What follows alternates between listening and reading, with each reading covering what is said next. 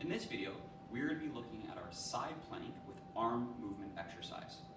Now up to this point, you would have practiced or prepared with the side plank, standard on the ground, or modified versions, as well as some of our anti-rotation motion using the pail-off press or the cable ball rotation.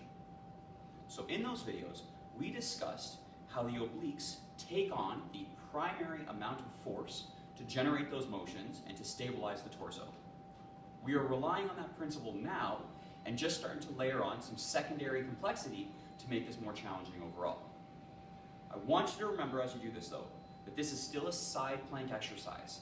So all of the principles of the side plank have to be attended to first, and the secondary issues have to be attended to second.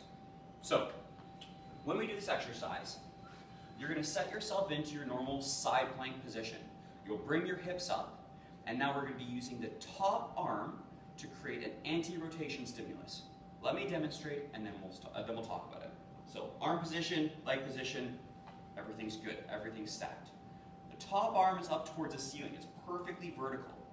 Now you'll see that I've created this hip position that I have to maintain. While I slowly start to bring the arm down to horizontal, I can't allow any shifting to happen or any rotation to happen. The arm comes up and the arm comes down. You'll see that I'm generating essentially 90 degrees of motion at the shoulder with 0 degrees of motion from the torso. So why would we do something like this? The arm has mass. It's a weight, it's a load. So as that arm starts to come down, it represents an amount of weight that is essentially trying to roll you towards the ground. Because you're resisting that roll, you are then generating anti-rotation force through the torso. So once again, the obliques fight to create anti-side bend, and the obliques fight to create anti-rotation. So we're performing both of their jobs in a single exercise. And we're probably starting to create a more sport-specific or kind of functional type action that you can then implement on a performance basis.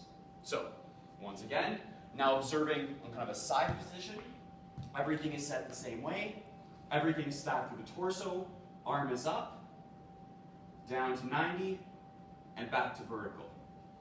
Now, some of the key flaws that we see when people set up for this exercise, or essentially jump to this exercise too fast, is that they are unable to maintain that pelvic position. So they start off really nicely, but as soon as the arm starts to move, they start to sink. We can't have that happen. And second, if the arm starts to come down, they start to roll forward with it, and then we've lost the components of the exercise that we've designed to be most important. So keep those two elements in mind, really brace through the torso, and look for a slow arm action.